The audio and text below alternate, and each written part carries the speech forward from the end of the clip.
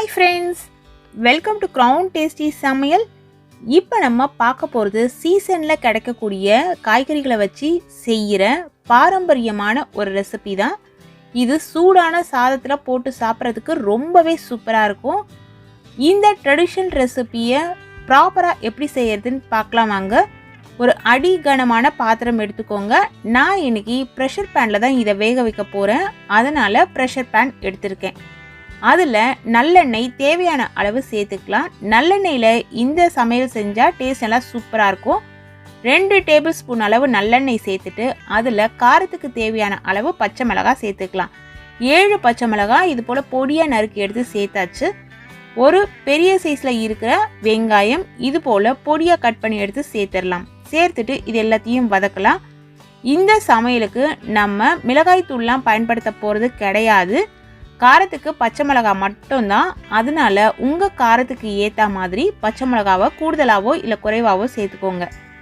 2 medium சைஸில் இருக்கிற நல்ல பழுத்த தக்காளியை இது போல் பொடியாக கட் பண்ணி எடுத்து சேர்த்துக்கலாம். பச்சை மிளகாய் சேர்க்கும் பொழுது இலசான பச்சை மிளகாவாக இருந்ததுன்னா அந்த விதைகளோட அப்படியே சேர்த்துடலாம். ஆனால் முத்தின பச்சை மிளகாவாக இருந்ததுன்னா விதைகளை கண்டிப்பாக எடுத்துட்டு அதுக்கப்புறம் சேருங்க. அதுதான் நம்மளோட உடம்புக்கு நல்லது. தக்காளி சேர்த்து நல்லா கலந்து விட்ட பிறகு ஒரு தட்டு போட்டு மூடி அப்படியே லோ ஃப்ளேமில் வேக விட்டுடுங்க. இந்த தக்காளி நல்லா சாஃப்டாக குழைவாக வேகணும். அதாவது இது போல் நம்ம கரண்டி வச்சு அழுத்தும் பொழுது தக்காளி நல்லா மசிகிற அளவுக்கு நமக்கு வேகணும். இப்போ தக்காளி அந்த பதத்துக்கு வந்துருச்சு. இப்போ இதில் 1/4 கிலோ அளவுள்ள மாங்காய் தோலெல்லாம் எடுத்துட்டு இது போல் பொடி பொடியாக கட் பண்ணி எடுத்து சேர்த்துருக்கேன். 1/4 கிலோ அளவுள்ள மாங்காய் எடுத்திங்கன்னா அதில் பாதி அளவுள்ள கத்திரிக்காவை இது போல் பொடி பொடியாக கட் பண்ணி எடுத்து சேர்த்துக்கோங்க. நீங்கள் கப்பில் மெஷர் பண்ணுறீங்க அப்படின்னாலும் 1 கப் அளவு மாங்காய் எடுத்திங்கன்னா 1/2 கப் அளவுக்கு கத்திரிக்காய் சேர்த்துக்கோங்க. மஞ்சள் தூள் 1/2 டேபிள் ஸ்பூன் அளவுக்கு சேர்த்துடலாம். சேர்த்து இது எல்லாத்தையும் கலந்து விடலாம். இந்த ரெசிபி செய்யறதுக்கு நான் ஒட்டு மாங்காய் தான் சேர்த்துருக்கேன். ஒட்டு மாங்காயில் செஞ்சிங்கன்னா டேஸ்ட் நல்லா சூப்பராக இருக்கும். அப்படி இல்லைன்னா இதை விட புளிப்பாக இருக்கிற மாங்காயில் செஞ்சிங்கனாலும் நல்லாயிருக்கும். எந்த மாங்காவாக இருந்தாலும் தோலெல்லாம் எடுத்துகிட்டு இது போல் பொடி பொடியாக கட் பண்ணி எடுத்து சேர்த்துக்கோங்க. புளிப்பு குறைவான மாங்காயில் நீங்கள் இந்த சமையல் செஞ்சிங்கன்னா அந்த டேஸ்ட்டு அவ்வளவா நல்லா இருக்காது. புளிப்பு ஒரு துளி தூக்கலாக இருந்தால் தான் இந்த மசியல் நல்லா ருசியாக இருக்கும். காய்கறிகளை நல்லா கலந்து விட்ட பிறகு ஒரு தட்டு போட்டு மூடி 5 நிமிஷத்துக்கு லோ ஃப்ளேமில் அப்படியே வேக விட்டுடலாம். இது போல் வதக்கிட்டு செய்யும் பொழுது அந்த மணமும் சுவையும் ரொம்ப நல்லாயிருக்கும். இப்போ தான் இந்த ரெசிபிக்கு தேவையான அளவு உப்பு சேர்க்க போகிறோம். நான் இன்னைக்கு 1 டேபிள் ஸ்பூன் அளவுள்ள கல்லுப்பு சேர்க்குறேன். உப்போட அளவு கூடுதலாகவோ இல்லை குறைவாகவோ நீங்கள் பார்த்து சேர்த்துக்கோங்க. உப்பு சேர்த்து நல்லா கலந்து விட்டுடலாம். இது வரைக்கும் தண்ணி எதுவுமே நம்ம சேர்க்கல. இனிமே தான் தண்ணி சேர்க்க போகிறோம். தண்ணியோட அளவு ரொம்ப குறைவாக சேர்க்கணும்.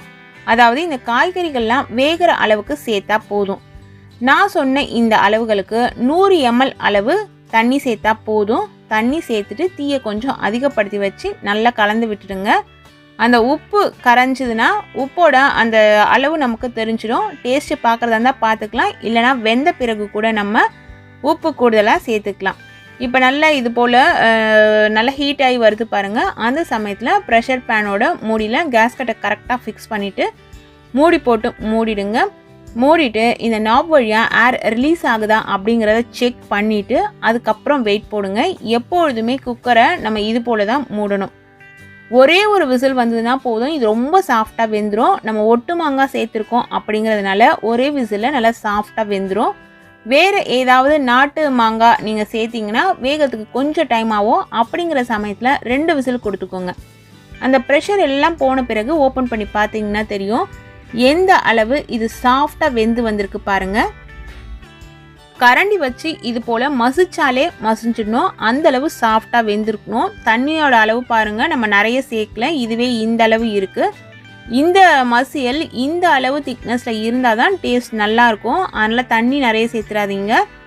சில சமயம் மாங்காய் சரியாக வேகலை, கத்திரிக்காய் ரொம்ப முத்தலாக இருக்குது வேகலை அப்படின்னா கல்சட்டியில் சேர்த்து கூட மசிப்பாங்க.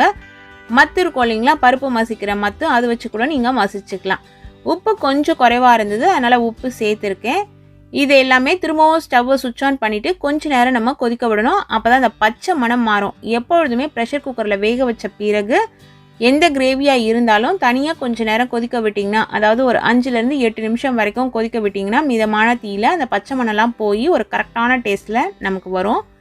இப்போ இது கரெக்டான ஒரு பதத்தில் வந்துருச்சு. உங்களுக்கு முன்னாடியும் இப்பயும் பார்க்கும்போது அந்த கிரேவியோட கன்சிஸ்டன்சி கரெக்டாக தெரியும். இந்த சமயத்தில் ஒரு கைப்பிடி அளவுள்ள கொத்தமல்லி இலைகளை நல்லா பொடியாக கட் பண்ணி எடுத்து இதில் சேர்த்துருங்க. கொத்தமல்லி இலைகள் சேர்த்திங்கன்னா அந்த வாசனை ரொம்ப நல்லாயிருக்கும். அதனால் கொத்தமல்லி இலைகள் தாராளமாகவே சேர்த்துக்கலாம். சேர்த்துட்டு நல்லா கலந்து விட்டுடலாம். கலந்து விட்டுட்டு ஸ்டவ்வை நீங்கள் சுவிட்ச் ஆஃப் பண்ணிவிட்டு இதை வேறு ஒரு பவுலுக்கு சேஞ்ச் பண்ணிவிட்டு ஒரு தாளிப்பு கொடுத்துடலாம். இதே பாத்திரத்தில் வச்சிடாதீங்க, ரொம்ப ட்ரையாக மாறிடும். இப்போ ஸ்டவ்வில் தாளிக்கிற கரண்டி வச்சுட்டு அந்த கரண்டியில் தேவையான அளவு எண்ணெய் சேர்க்க போகிறோம். நான் திரும்பவும் நல்லெண்ணெய் தான் சேர்க்குறேன். நீங்கள் உங்கள் வசதிப்படி வேறு எந்த எண்ணெயில் வேணாலுமே தாளிச்சிக்கலாம். 2 டேபிள் ஸ்பூன் அளவுக்கு நல்லெண்ணெய் சேர்த்தாச்சு. எண்ணெய் நல்லா சூடேறட்டும். சூடேறின பிறகு இதில் 1/2 டீஸ்பூன் அளவுக்கு கடுகு சேர்த்துருங்க. கடுகு நல்லா பொரியட்டும். கடுகு நல்லா பொரிஞ்ச பிறகு தான் அடுத்த பொருள் நம்ம சேர்க்கணும். கடுகு நல்லா ஃபுல்லாக பொரிஞ்சிருச்சு. இப்போ ஒரு 4-5 பல்லு பூண்டு தோலை உரித்து எடுத்து இடித்து அதை இதில் சேர்த்துருக்கேன். தீயை நல்லா ஃபுல்லாக குறைச்சி வச்சுருங்க, இல்லை தாளிப்பு சீக்கிரமாகவே கருகிடும். இந்த பூண்டு செவந்த பிறகு ஒரு 4-5 மிளகாவை இது போல் முழுசாகவே சேர்த்துக்கலாம். சின்ன மிளகாவாக இருந்ததுன்னா, பெரிய மிளகாவாக இருந்ததுன்னா கிள்ளி சேர்த்துக்கோங்க. ஒரு இனுக்கு கருவேப்பிலையை ஊர்வி அதையும் இந்த தாளிப்பில் சேர்த்துட்டு லைட்டாக கலந்து விட்டு ஸ்டவ்வை சுவிட்ச் ஆஃப் பண்ணிவிடுங்க. அந்த பேனில் இருக்க சூட்லேயே இது நல்லா பொரிஞ்சு வந்துடும். இப்போ பார்க்கும்போதே உங்களுக்கு தெரியுது பாருங்கள். ஸ்டவ்வை உடனே சுவிட்ச் ஆஃப் பண்ணிவிட்டு சூட்டோட இந்த தாளிப்பை எடுத்து நம்ம ரெடி பண்ணி வச்சுருக்க மசியலில் சேர்த்துடலாங்க. இந்த மசியல் ரொம்ப டேஸ்டியாக இருக்கும். சீசனில் இந்த மசியலில் செஞ்சு சாப்பிட நீங்கள் மிஸ் பண்ணாதீங்க. இதே அளவுகளோட இதே பக்குவத்தில் இந்த கத்திரிக்காய் மாங்காய் மசியலை நீங்களும் சமைச்சு சாப்பிட்டுட்டு என்ஜாய் பண்ணுங்கள். இது போல் விதவிதமான சுவையான ரெசிபிஸ் தெரிஞ்சுக்கணுன்னு நீங்கள் விருப்பப்பட்டால் நம்ம சேனலை தொடர்ந்து பாருங்கள். சுவையாக சமைச்சு சாப்பிட்டுட்டு ஹாப்பியாக இருங்க. Thank you friends.